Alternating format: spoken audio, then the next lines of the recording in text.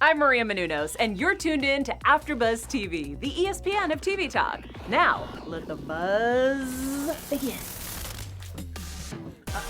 Oh, it's a Legends of Tomorrow after show. Traveling back to insane time. Keep your head on. Hey, everybody, welcome to the Legends of Tomorrow after show. We're breaking down every episode of the Legends of Tomorrow, airing Tuesday nights on the CW. So Beautiful. cool, we added put a couple O's in Tuesday to make it even cooler. I'm Frank Moran. I'm Dave Child. And I'm Lauren B. And making us look good and sound even better is Jonathan in the booth! Yeah! I'm right here. Yes! So, we're going to break down this episode. We'll also do What's the Beef? That, you know, the special segment that is sweeping the internet. Classics. It is. Where's the beef? You don't know how many times I get tweeted, you know, people just sliding into my DMs saying, Ooh. What's your beef? What's your They beef? want your beef. They're sliding into your DMs looking That's for right. your beef. That's right. I'm So- walking down the street and they're like, "Hey, there's a beefy boy." And I'm like, "Oh, you watch the show?" And they're like, "No." They just call me Beefy Boy. Wait a second. It's gonna be okay, Dave. Dave, it's gonna They're be calling okay. me Beefy Boy. No. Oh No, my Frank, God. they call me Beefy Boy. That's a Anyways, we're here to talk about Legends of Tomorrow and some headless fun. Are we? that's right. We are. Yeah.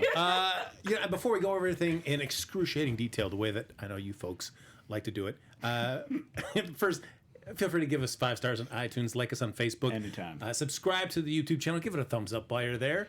Hey, and you know what? I'm also on the chat here, so Say come on. what? Yes. Come and talk to me. Chat, chat. We could talk about all this stuff. A lot of people talking about John Constantine. What's happening with him right now? Very nice. Real quick, just give us a rapid fire roll call. Who do we got in the chat right now, Dave?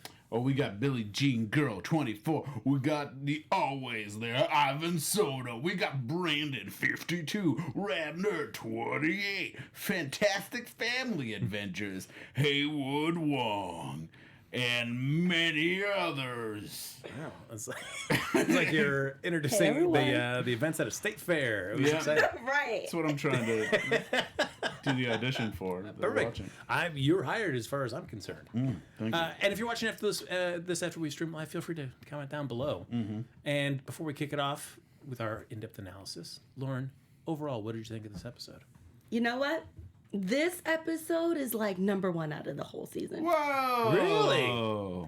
Yeah. Interesting. So what has catapulted this one to the top for you? Their balance of like funny is now acceptable for me.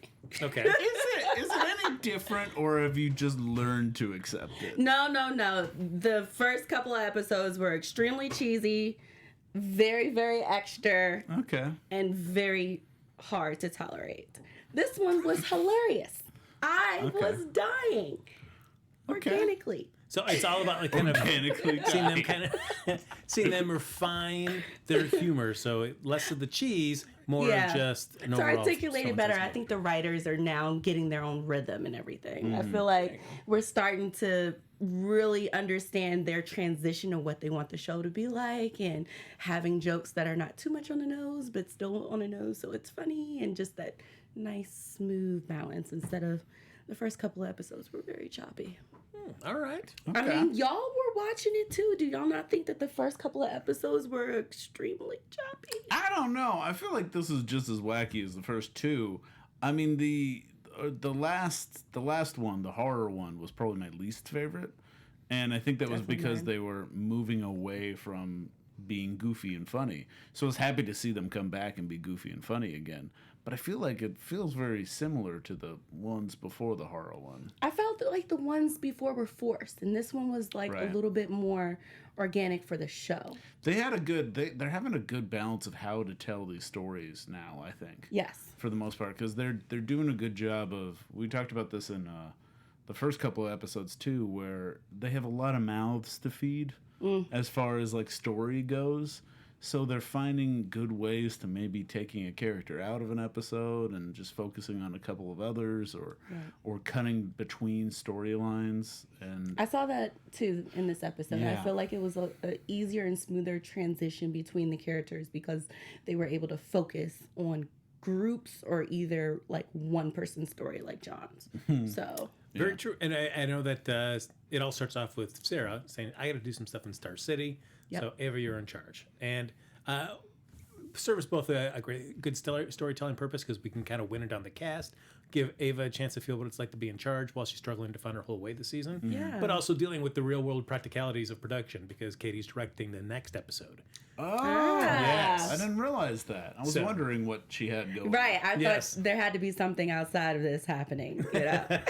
Yeah. So I always kind of like those older TV shows that always like an X-Files where it'll all of a sudden be like a more Scully or a more Mulder heavy episode, and that's because one or the other was going to be directing another episode. So it's like, okay, Nice. so you kind of see how they can kind of seamlessly kind of get them out of the plot for that episode, and then bring them back. Right, later on. because they're preparing for the next episode. Yeah. That's cool. By the way, one of my favorite messages in the chat right now is from Fantastic Family Adventures. Wrote, cheesy/extra is the brand. Yes, it is, but they're refining it now. Yeah. They're getting that slim cheese. I mean, I'm still, I feel like that intro still doesn't sit well with me still. I mean, I think it could be better, but I kind of like it better than the original one. True, I agree with you there. So it's in the right direction. I like how it's still a comedy one, and I think it could be still better. It's still kind of like goofy, but at least it's fast. It comes and then it's Yes. out, and then we're ready. And it doesn't have that like, da da da da legends. They also, I realized, they kind of retconned a way in to referring themselves as legends that is kind of accessible because acceptable because everyone has seen them on TV. There was a brief moment where they were super popular and people referred to them as the Legends of Tomorrow. And I think that makes much more sense than referring to themselves as the Legends of Tomorrow, which was happening in the first every season before this. Like, they just referred to each other as the Legends, and I'm like, that's a little much. And now I realize, like, oh, now they could kind of say it's because of this, even though we know it isn't. True. Yeah, that's very true.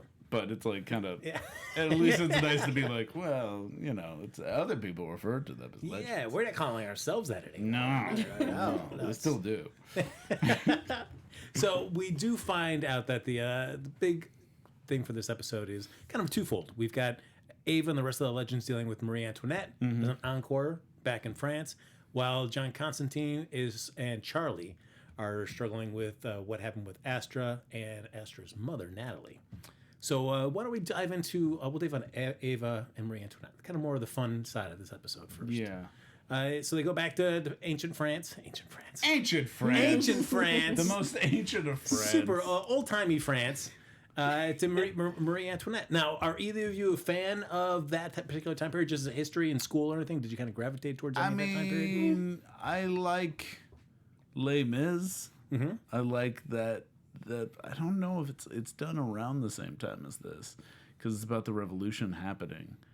I thought like Napoleon. I guess it is around Napoleon's time, but I thought that was like a different time period. But I guess I know nothing about this time period.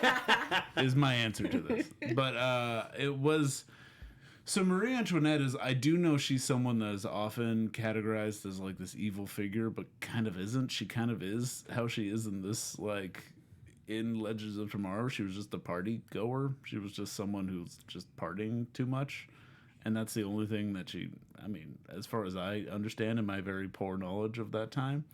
So it was interesting to have her as like this figure from hell, but still like had a heart with the influencer on the ship was kind of my favorite part, was like how she's like, wow, we really are the same, like this, and the cat chat influencer, which is kind of nice. I mean, I think of all the encores that we've seen so far, that she was the slightest, I would think. And I would think only because Marie Antoinette, more commonly known for like Let Them Eat Cake. Yeah, that's it. Yeah, you think of her as that, being kind of like a clueless or crass individual, not necessarily an evil person that was a murderer. Right. She's evil as far as, the bourgeois are evil, and how she was like, she did not help kids. She did not help the poor. But, she was evil out of neglect, if anything. Lauren, did you appreciate her encore power? The power of perfume to drive I people thought to it a was party? funny. I thought it was hilarious. I don't know why. I was laughing all the way through this episode.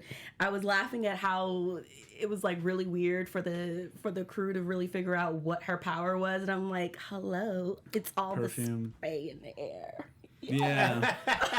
Like all the spray. You don't see her continuously spraying. Come on. So I thought it was cute. I actually really liked this episode in comparison. But I also don't know, so she just wants people around her to party until they die? Well, she kept saying that she realized if she had known anything in the past and to do it over is to never let the party in. Yeah. So she just wanted. Right. Well, what they said also was that because she was killed for partying so much, she came back and basically her revenge is to let French Party to death. French party the French party until they died as kind of a revenge to it. It's always nice when Jonathan, who is a rabid Legends of Tomorrow fan, he chimes in with his opinions from time to time. I do. And we got heads going loose and being all sassy, and the perfume. Ooh boy! Yeah. Yes. I'm just finding really the best quotable moments from our 60-second reaction. Oh, that's from our 60. Yeah. That's from what we said. That's I believe. Right. Okay. But I like that he turned it into his own. I did. Perfect. Yes. That's right. So I felt like the threat of Marie Antoinette was pretty easy to get rid of this episode. I mean, it was basically Zari and Ava who had been both doused with Ava's horrible perfume. Yeah. I thought that was a good way of doing it. I thought it was nice because I thought it was going to be like, oh, is it the two girls? Because you mentioned that it's like, oh, only the guys are affected. Yeah, I thought that was hilarious. I was like, what's gonna happen that's gonna be like a gender twist or something that they're just gonna nail, and then come to find out it was just because of Zari's perfume. But I think that was a good slow reveal to it. I would agree. Yeah. And I think that was nice. And then I also like that she wasn't like suddenly Marie Antoinette is a ninja fighter. There's no big surprise about how she took over people. She's just someone who's partying a bunch and she has a head that gets taken off and removed. So it was pretty easy to kind of guide her back to the ship. Yeah, but I also feel like I think they must get juiced up slightly as an encore in terms of strength. Yeah. Because certainly when she's fighting Headless on the Waverider. Right, she is able to She had some shit there. moves. But I also love that where she gets a hold of the fire gun, flamethrower and is just basically going around. But I also kept thinking, I guess Ray has a bit of a complex when it comes to Marie Antoinette because it looks so much like, the love of his life. Yeah. Which is interesting that they did that, but only really touched upon it a little bit. Kind of just joked about it. And is that just because the actress was like, well, we have her for the contract. Can we just have her be the guest star, Marie Antoinette? I guess she's here. Let's have her do it. Let's just use her. She has a funny French accent. Yeah. Let's use her, which I thought was great. But I also I guess I was wondering why Ray wasn't just flame her. She's going back to hell. That's true. They blew up. He came out of Rasputin and blew Rasputin up, and he's in jars of the thing. So they could she's going back to hell. You can light her on fire. Yeah, I guess you could have just burned her down to an ash and just scooped her up into a jar and just add Perhaps. a jar full of ashes. Perhaps. You're right. Haywood Wong on the chat wrote, how does a headless body use a flamethrower? Watch the episode, Haywood. That's true. I think we see it pretty clearly. Just hold the button. It was quite funny to watch, though. Yeah. I know Lauren delighted the reveal when Marie hits her head and she's leaving the party to go to the after party, and the head comes off. That was hilarious. I was like, okay, so now we're going to see them play with this whole headless, because at first I thought they were actually going to, at some point, cut her head off, a little bit. But I thought it was cute that they just let her walk into something and off goes the head. So Yeah. I also didn't see that coming. I don't know why I didn't see that coming. Because they're getting smoother with their jokes and how Yeah. they're delivering everything. And I can appreciate it. You got beef face. I got beef face. I got beef face. We'll save it till we get down there. Okay. Okay. Because I mean, we don't want to, serve my beef prematurely. Bring it. Yeah. Yes. All right. Let's talk about something I did not enjoy this episode. Moving on. Yes. Let's save the beef. Let's move on to something he didn't enjoy. Okay. The portrayal of Zari in her new timeline orientation. I am, Okay. I suppose you want to see the evolution of a character, but man. This is my favorite quote in the chat, and I agree with this quote so well. I'm going to try to find it. Okay. This is from Brandon52, and as soon as I saw this, I'm like, I'm going to go back to this because I know I knew Frank was going to bring this up. Okay, he wrote, because people in the chat are talking, also they agree with you about how they want old Zari back, and they're kind of sick of this new Zari. And he said in the chat, new Zari is fun. It's a TV show, and we all know she'll get her memories back. So just enjoy her performance. Guys, it's Legends. We always get curveballs. So I love, that's what I like about this, because I'm seeing the actress have a lot of fun, and she gets to do something different with that character and be a whole different person.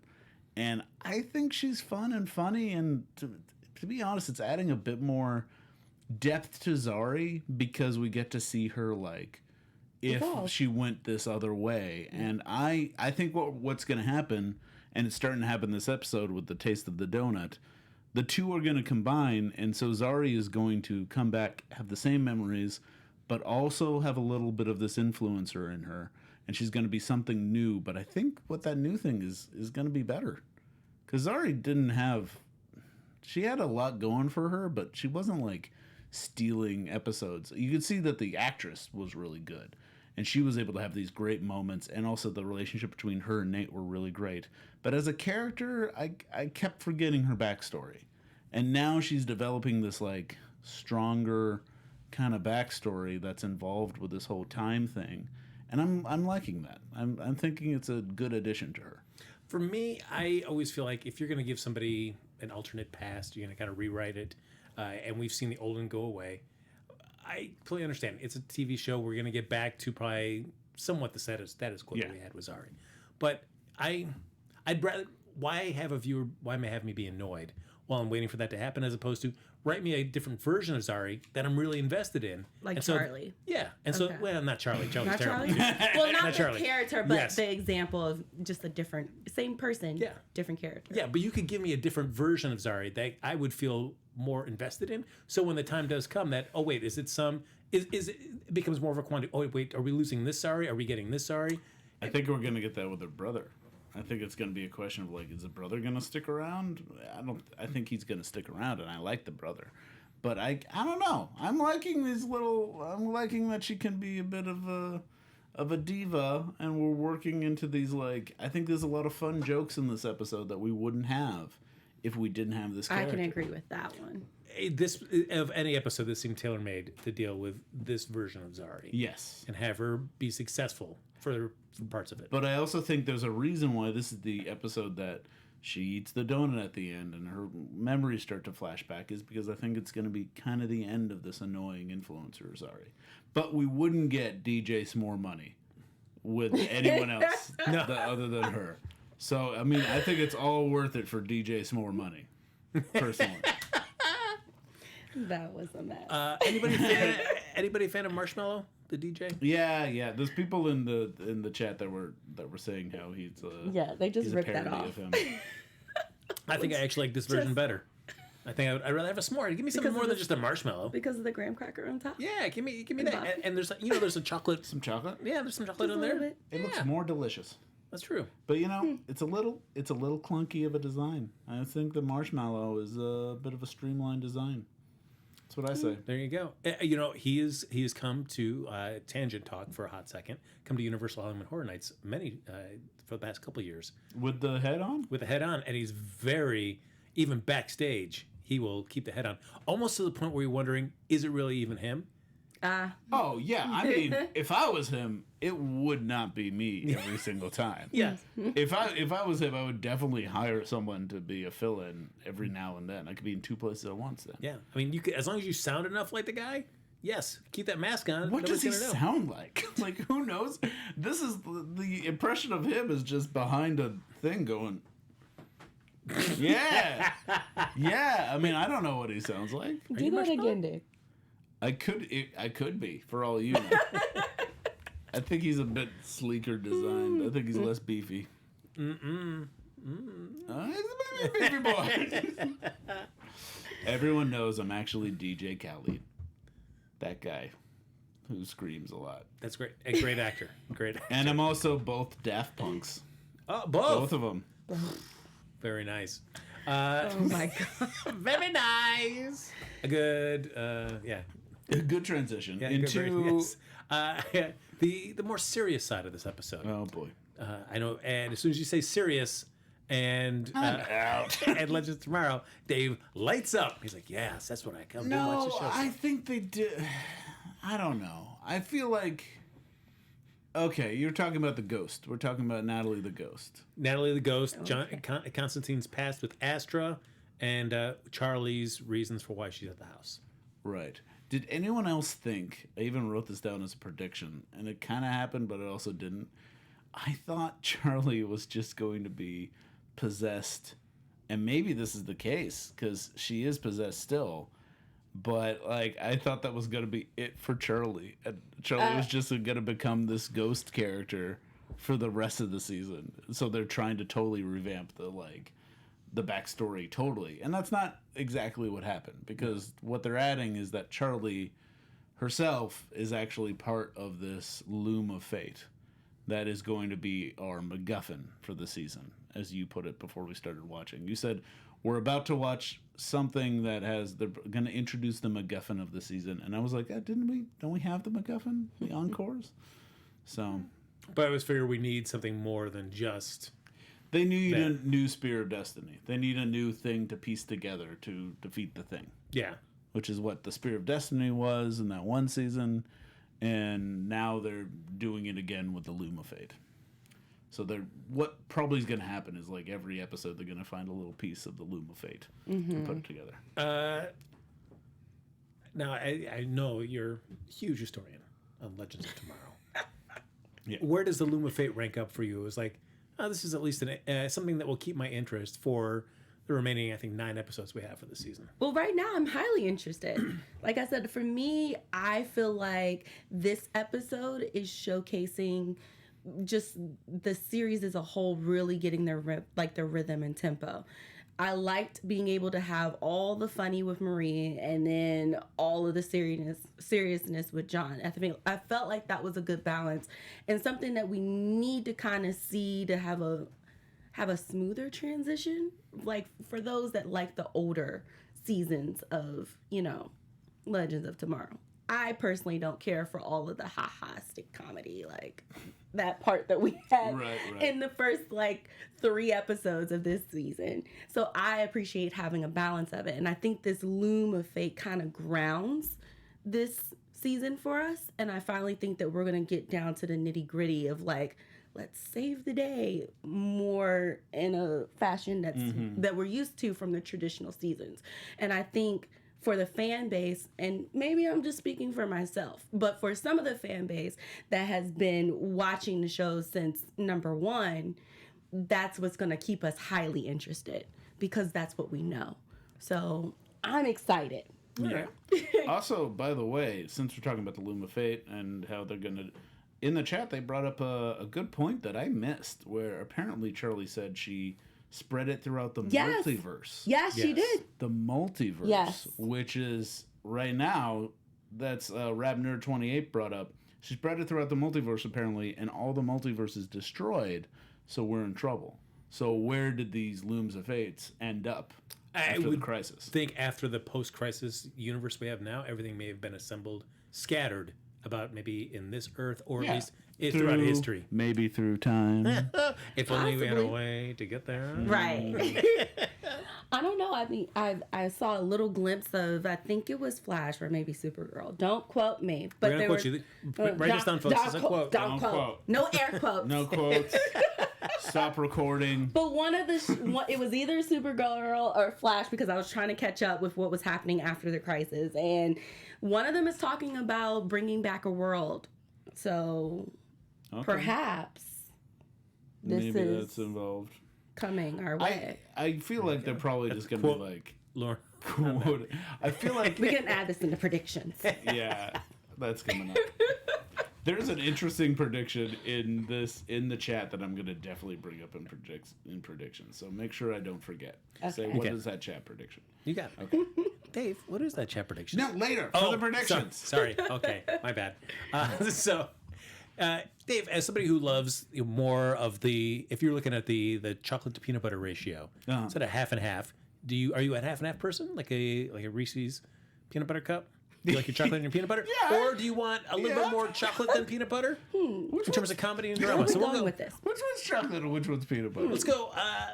We'll go with drama as peanut butter. Okay. Okay. Yeah. Drama is peanut butter. Yeah. Then a Reese's is perfect because it's like, it's all mostly chocolate. And then at the center of it is drama. So I think that's a great analogy for that because I think you're right. You do need to have something to ground you to keep the story going. But at the same time, you can have fun around that. Correct. One thing I like about this Loom of Fate, even though it sounds pretty silly, is it does remind me of the stuff in comics I really like, which is like kind of Neil Gaiman's Sandman universe stuff. Because I feel like we've seen the Fates as part of the Sandman story. Constantine is very close to that world in my mind because Constantine's in the Sandman books and he's also like, he's kind of dealing with all these mythic creatures too. So that's what I kind of like about the Loom stuff, and I'm curious to see where they're gonna go with it. So I'm down. I'm down for it. I'm just throwing out, and we'll see. I mean, I can't judge it completely now, but this Loom of Fate, if it's trying to make Charlie seem more important to the show and to the plot going forward, I don't care. Really? I mean, and my opinion might change as the season goes on. It needs to add to her character. It needs to add to her who she is as a person. I think what might happen, someone guessed this in the chat, and I forget now who, but I do think that like someone brought up the idea that maybe she's a fate herself, and she broke it and then became not a fate, and that makes her like she was just a lowly shapeshifter, as we've talked to her, and now she's coming from a group of fates. That means she might have a family. She might have a family of fates. Which you're rolling your eyes. I am, because I don't know if any of this makes me any more interested. But what I'm saying is like, You're just not a fan. well, I'm forgetting the fate stuff. Finding out she has a family that are looking for her, or that she has to deal with apologizing to this family, is much more interesting than her just being this like loner, punk music loving shapeshifter. Giving her a family, giving her like something that she's finding out what she's actually running from and have to confront it, that alone gives her something else than what she has now, which is absolutely nothing. So I'm okay going down this path as long as it leads to like character stuff, like who's her family, who's looking for her, who loves her, who hates her.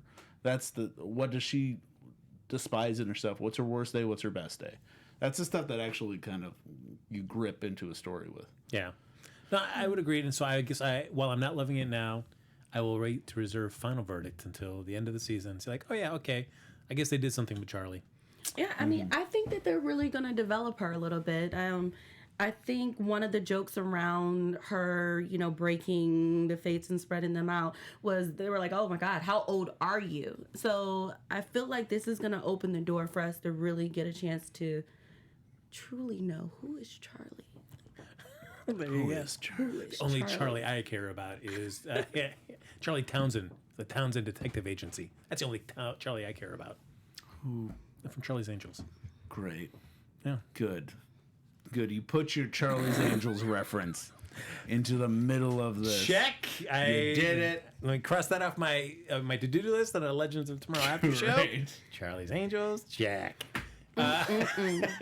It never fails. The Oh, real look at off this. track. You know, You know what time it is? wait, are we ready to eat some beef? Yeah. Wait a minute.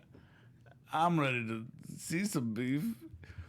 But my question is, Where's the beef? where's the beef? We practiced this, Jonathan. We practiced this for hours before we did this. I swear. I was ready. the I was beef? ready. He just likes to see I y'all was ready. sweat. You ready? Here we go. Okay. Where's the beef? Wow. Hamburger places give you a lot less beef on a lot of bun. Yeah. Okay, that's it. Okay. I will go off. So what's your beef? I had my beef. You know, it's been resting. So hopefully Resting, it is. you got resting beef. I got face. resting beef. So hopefully, you know, it is perfectly ready to serve right now. It goes back to Marie Antoinette. You know, I would think if you knew you came back as an encore, and the big thing is like, oh yeah, I'm coming back because my head was cut off, and my head's going to be back now in my body. I would be hyper vigilant about everywhere I walk. Hyper vigilant. Okay.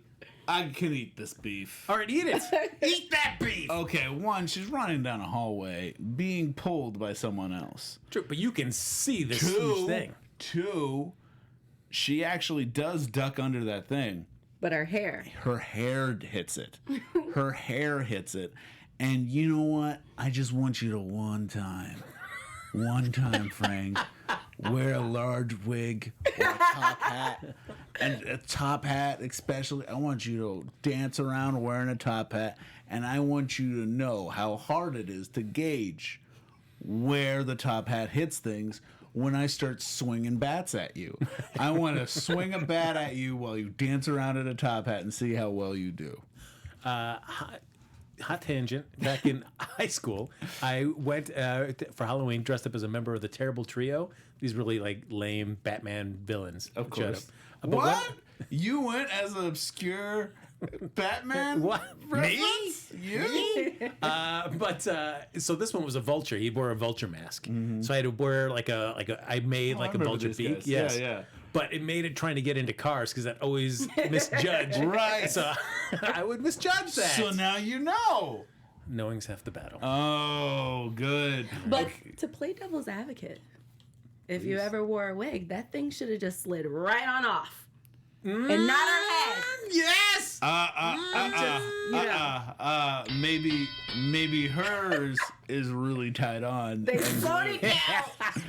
Because for one, I mean, she came from hell. She's mystical. It's a mystical wig. For all we know. It's a mystical wig. Mystical All right. wig. Lauren, I appreciate you trying to get my beef saved, preserved on that plate. I got a couple of beefs. Yes! Not too bad, All right. but it's just something because this is actually Rabner28 brought up in the chat about. Oh, hey, Dave, do you want to bring up that beef you were going to bring up? No. That's a prediction. Oh, I'm okay. doing that later. I blew it! You blew it. Rabner28 brought up in the thing that so Nate is acting a little aggressive. Like he's not realizing he doesn't have all memories of Zari back yet. He has little flashes. He knows they were in a relationship. He knows he has feelings for her, and those are lingering. He still punched out the ex-boyfriend for no reason. He was being, and also on top of that, when they were running away, this is a separate beef, but it's also like needlessly violent. When they were running away and taking Marie Antoinette, all the party goers that were following, there was one point where they just turned and started hitting the party goers who weren't doing anything. Yes. They were just running after Marie Antoinette because they're enchanted, and they immediately start fighting and punching them out. It's a bit much. True, there was no malicious intent. They just wanted to get to the after party. No. That was it. And DJ S'more Money is not a great guy. We find out. Yeah. But still, and he probably has a lot of padding, so I think he's safe with getting punched. But still, Nate being a little bit of an aggressive ex-boyfriend there. Well, in Nate's defense, at the top of the episode, right before they were going to go on this mission, you saw him drooling over Zari. Like you saw him have that moment where he was like, "No, I'll watch her." And I think that was the intention behind the punch for Right. the boyfriend. He saw how bad he was to her. to S'more Money was to her. Correct. And so that's why a bunch. I mean, acceptable, but still little. And he's falling hard. He's falling hard, but Of the two of them, based only what we've seen on the TV show so far, who remembers more about their past in the original timeline, Nate or Zari? I think Nate. Yeah. But that's only because Zari doesn't quite understand what just happened to her. Because I don't think it's a magic donut is what she ate. She just ate something she probably hasn't had since she was a kid because she was famous since she was a kid. And so she felt like she had to watch her figure. So she didn't eat any donuts. I don't know how many long days. That's a funny joke, but I don't know how many years that actually is. Mm-hmm. And so when she ate the donut, it made her, and she was sitting on the Waverider. All of that stuff kind of reminded, I think. Sense memory, yeah. Yeah, it clicked into when she was eating carbs on the Waverider in this other timeline. She has to figure out what that means. So I think that was actually a good way of doing it. It was funny, but it was also a good plot device. So it was the good combination. It was the Reese's peanut butter. Yep. I was able to accept that moment. All right. Any other beefs to be presented? No beefs. We do have predictions. Awesome. Lauren, do you have a beef before we move on to that? Not really. Honestly, I was kind of okay with this episode. The only thing that I wish we would have seen a little bit more was a smoother transition between Natalie and John. She kind of just once she took over Charlie's body and John, I know that she was, really messing with him, to be honest, and tell the truth and pushing him. And so he was getting, a little bit more transparent about the story and what really happened. But I would have liked to see her take a little more time to accept his apology. And she kind of snapped it. And I understand that we only really have but so much time. Yeah. But right. That moment was a little quick for me. I do have another moment too that's early on, is the Mick Rory falling in love. Okay. I think I have an STD. Yes, that was nice. What I wanted though, I think it was a missed joke opportunity. What I wanted was Ray to be like, it's probably just the feelings of love. It's not an STD. And I wanted Gideon to be like, actually it's both. You're in love and you have an STD. That would have been hilarious. I kind of wanted that. I would like that. And then she could have cured it right away and we could have moved off. But, I think it was an opportunity that was like, right, you don't have anything. It was like, that would have been good. Finding out more, because we know that Astra has been a tragic figure in John Constantine's backstory ever since his TV show on NBC before he came over to the CW. Right. Does having this additional bit of backstory with Natalie being Astra's mom, they were in love, he wouldn't give up magic for her, tried to bring her back, in exchange the demon took Astra. Does any of that add more to this? Or were you finally Astra was just a tragic consequence of one of John Constantine's adventures? I mean, yeah, it's more of the same. I do like how we're seeing how it's more John Constantine's fault the more we look into it, because he was doing something he shouldn't have done, which was try to bring back someone from the dead who just died, not of natural causes, but her time had come, so she wasn't supposed to come back. And because he did that, he totally threw this child into hell by accident. And I like that. I like how he has this guilt that he's running away from. So I'm down for it. All right. Well, I know as we're getting right before predictions, I just wanted to mention we're getting into a Constantine storyline that is a very popular one amongst Constantine comic book fans, and that's Dangerous Habits, where Constantine gets lung cancer and then he has to try to get out of having his soul go to hell. So cool. It's cool. I mean, the production's excited about adapting that story into the TV show, and how you can tell that story and try to be as faithful to it while still dealing with the Legends of Tomorrow world that we're into. Right. So that'll be, if they will still be able to make that Reese's Peanut Butter Cup of a show that Dave Child likes so much. Right. Yum, yum, yum. All right, folks, let's wrap it up with some predictions. And now, your AfterBuzz TV prediction. All right. Lauren, do you have any predictions? Yikes. Okay, so we already talked about Charlie. So I think the next episode should focus a little bit more on Charlie so that we can learn a little bit more about the Loom of Fate and how all of this is twisted in. And I feel like our wishes will be granted and we will get to know a little bit more about who is Charlie. Who's Charlie? Who's Charlie? Who's Charlie? He said. Okay, so... Oh, hey, Dave. Do you have a prediction you want to do have a prediction. Oh, I'm glad I reminded you. Okay, so I think it's Rabner28 said this, but her thing is like, maybe Zari and her brother are going to be the Wonder Twins. Even though they aren't technically twins, but I could see that kind of happening. And you did introduce Gleek in the crisis. So you're setting up for a Wonder Twins, which is such a weird move, CW, to do. True. I mean, I know that, Zan and Jaina, it was water and animals was their deal. Now we've got Behrad with the air totem, so it wouldn't be quite the Wonder Twins that we know and love, but you'd have to give Unless Zari something changes. True. Unless totems change and they become Wonder Twins because it's... Who knows? Yeah. Who knows? I just like that little nod. I think Constantine's definitely dead in this episode and we'll never see him again. That's my prediction. No, he's coming back. Well, as somebody, a group of famous people once said, when it's time to change, you've got to rearrange who you are into what you're going to be. By the way, it was Renji90998 with that Wonder Twins projection. Thank you, Rabner, for correcting me. Excellent. And that was the Brady Kids with that important quote that I just shared with you all. Cool. There you go.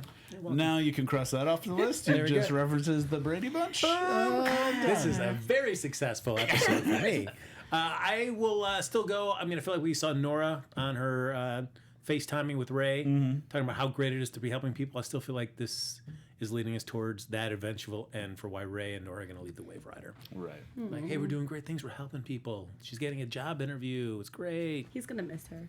Well, I think Ray's going with her. Yeah. They're going to... No, I'm saying that's why they're going to go, because right now they're separated, so... They got to keep them separated. I don't want them to. He just references The Offspring on Legends of Tomorrow. Okay. Unexpected bonus for you folks. Unexpected bonus. You didn't think he could do it. And then he did it. All right. Folks, that's going to do it for this exciting episode of the Legends of Tomorrow After Show. Have you enjoyed it? Really? Because we know we've enjoyed doing it before. I have. Yes. Jonathan, real quick, though, before we leave, I forgot. We've been talking about the Loom of Fate and stuff a lot, but we also know that there's only one expert here amongst everybody here at AfterBuzz about the Loom of Fate. So we wanted to go to you real quick, if you can just fill the fans in about the rich, deep history of the Loom of Fate. Mm-hmm. The Loom of Fate, yes. I actually, it's I don't know if I'm allowed to tell you guys. I think we're out of time. Thank you. All right. Thank you for that, Jonathan. That was to be continued. I'm sad to hear. Thanks for I think just listen to this music. Okay. Oh, I understand. Oh, wow. Well, if you want to talk to us more about the Loom of Fate, you can find me at MrDaveChild at Twitter and the Instagrams, and also DaveChild.com. Guzo was my name. My name's Dave Child. Ha-cha-cha. Y'all see what I have to deal with? Y'all can chat with me with the Loom of Fate at Lauren B. Mosley. That's Mosley on Instagram and Twitter. Please do not chat with me about the Loom of Fate. I don't chat want with him. I want zero Loom of Fate chat with him. Chat going on for me.